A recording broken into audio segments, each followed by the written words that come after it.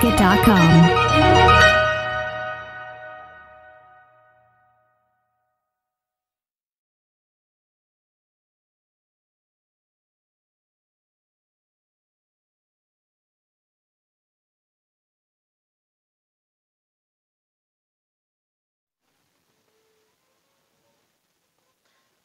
Assalamualaikum warahmatullahi wabarakatuh. Kembali lagi dengan channel Faza NDR. Masih membahas tentang materi mata pelajaran IPA.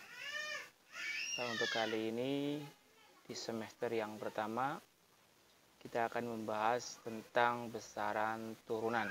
Ini kelanjutan dari video yang kemarin yang sudah pernah saya upload, yaitu tentang besaran turunan. Ini macam besaran turunan yang berikutnya. Oke, tidak usah menunggu lama, kita mulai saja untuk pembelajaran hari ini.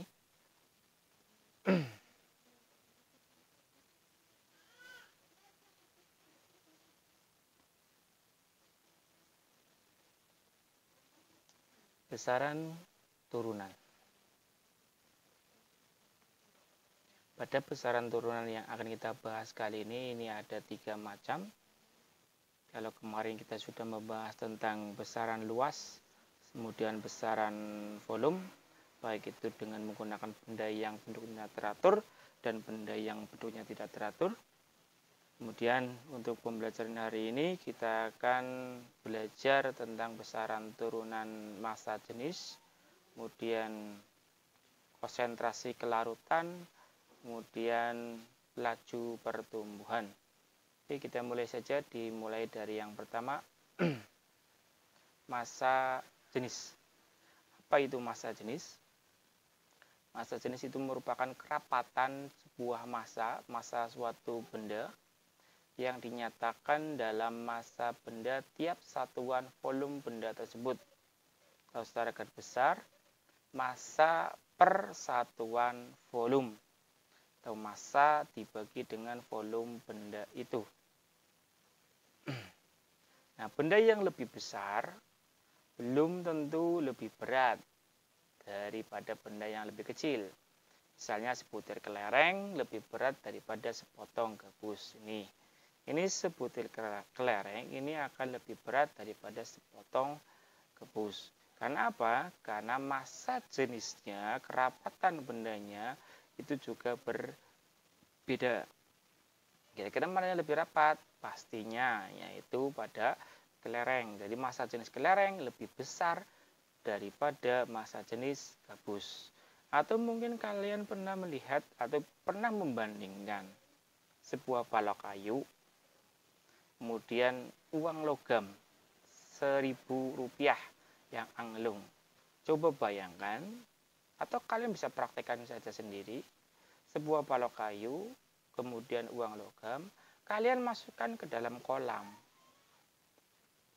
Nah, kalian masukkan ke dalam kolam, kemudian apa yang terjadi pada uang logam dan apa yang terjadi pada balok kayu?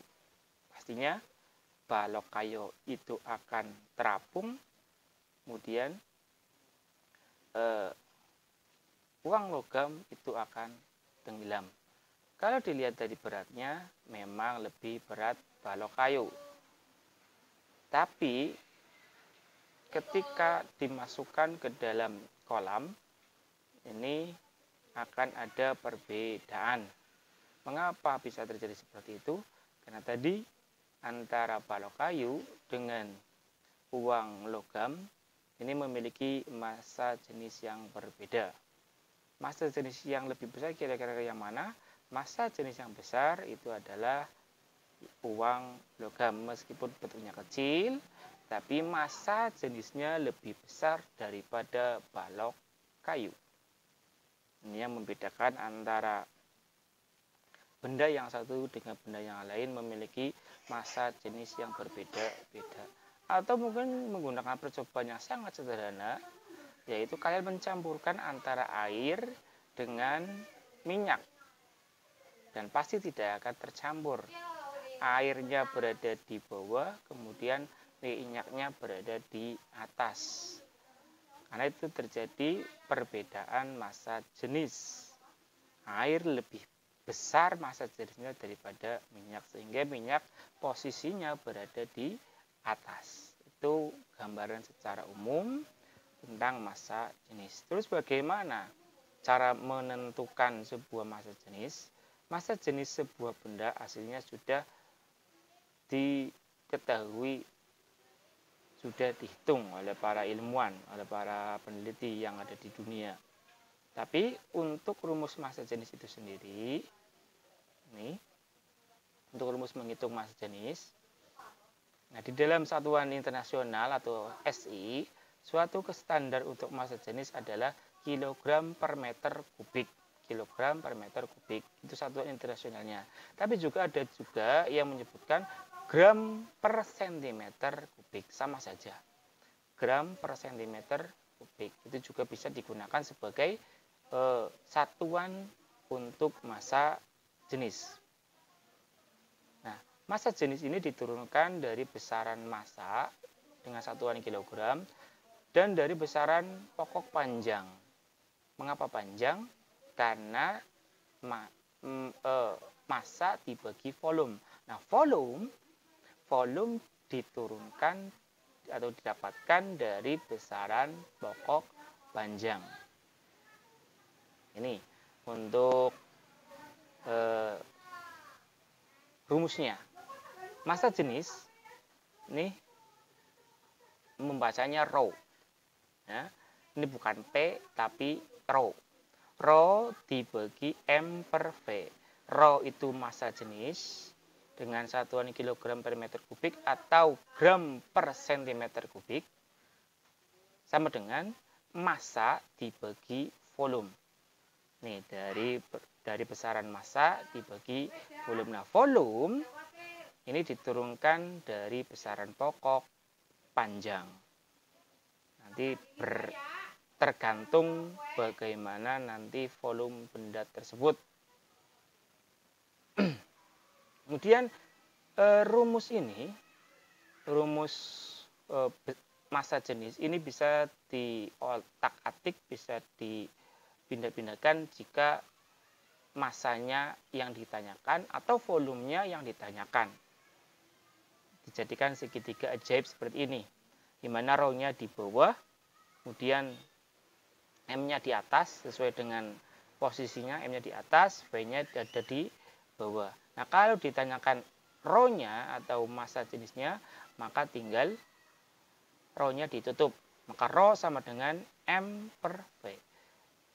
Nih, jika V-nya atau volumenya ditanyakan, tinggal V-nya ditutup, volumenya. Maka rumusnya M per V. Ini. Nah, jika yang ditanyakan massa bendanya, bukan massa jenisnya, tapi massa bendanya, maka tinggal massanya atau M-nya ditutup, maka hasilnya rho dikali V. Rho dikali V. Nih, untuk memudahkan kalian dalam menghafalkan, dalam memahami massa jenis. Bagaimana kalau kita terapkan dalam soal? Perhatikan contohnya. Contoh soal. Volume sebuah benda 8 cm kubik. Kemudian ditimbang massanya ternyata 84 gram. Nah, pertanyaannya, massa jenisnya berapa? Penyelesaiannya, yang diketahui apa? Yang diketahui ditulis di sini volumenya 8 cm kubik. Kemudian apalagi yang diketahui? Massanya. Massanya 84 gram. Berikutnya apa yang ditanyakan? Ditanyakan adalah rho-nya, massa jenisnya. Jawab. Ditulis dulu rumusnya. Rumus massa jenis di mana rho sama dengan M per V dengan massanya adalah 84, kemudian V-nya volumenya adalah 8, berarti 84 dibagi 8. Hasilnya adalah 10,5 gram per cm kubik. Jadi massa benda dengan 84 gram, kemudian volumenya adalah 8 cm kubik, maka massa jenisnya adalah 10,5 gram per cm kubik. Tuh, contoh yang pertama. Kemudian contoh yang kedua. Diketahui sebuah kubus memiliki sisi sebesar 5 cm. Dan jika diketahui massa kubus 250 gram, berapakah nilai massa jenis kubus tersebut? Padahal yang ditanyakan massa jenis. Massa jenis rumusnya adalah Rho sama dengan M kali V. Diketahui apa saja yang diketahui? Yang diketahui massanya 250 gram. Kemudian sisinya 5 cm. Bentuknya kubus, berarti volumenya belum diketahui. Maka kita kerjakan terlebih dahulu volumenya. Volume dari kubus dengan rumus sisi kali sisi kali sisi, berarti 5 dikali 5 dikali 5, maka hasilnya adalah 125 cm kubik. Jadi besarnya volume kubus dengan sisi 5 cm adalah 125 cm kubik. Tinggal nanti dimasukkan ke dalam rumusnya. Yang ditanya adalah Rho-nya atau massa jenisnya.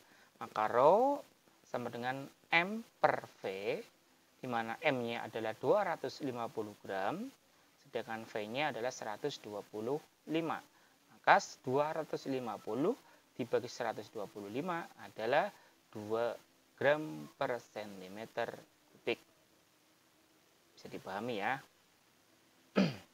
Ini dua contoh untuk penyelesaian massa jenis.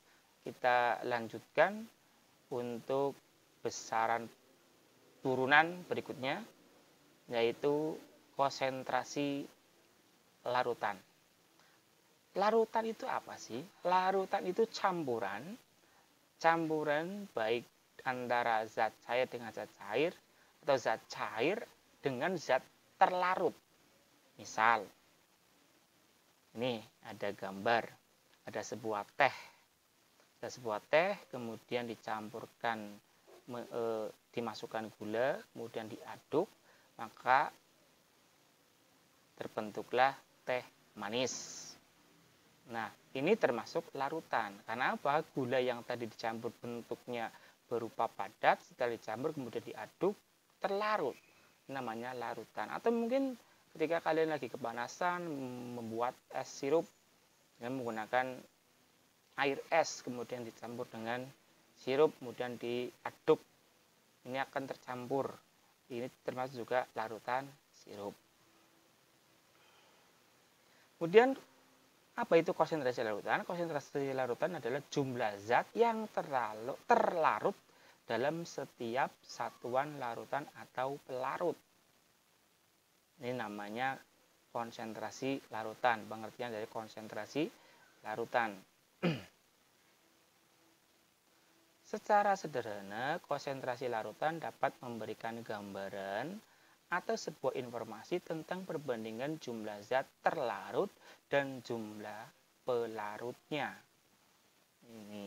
Ini rumusnya apa? Rumusnya adalah konsentrasi larutan sama dengan massa terlarut dibagi volume pelarut. Contoh gampang.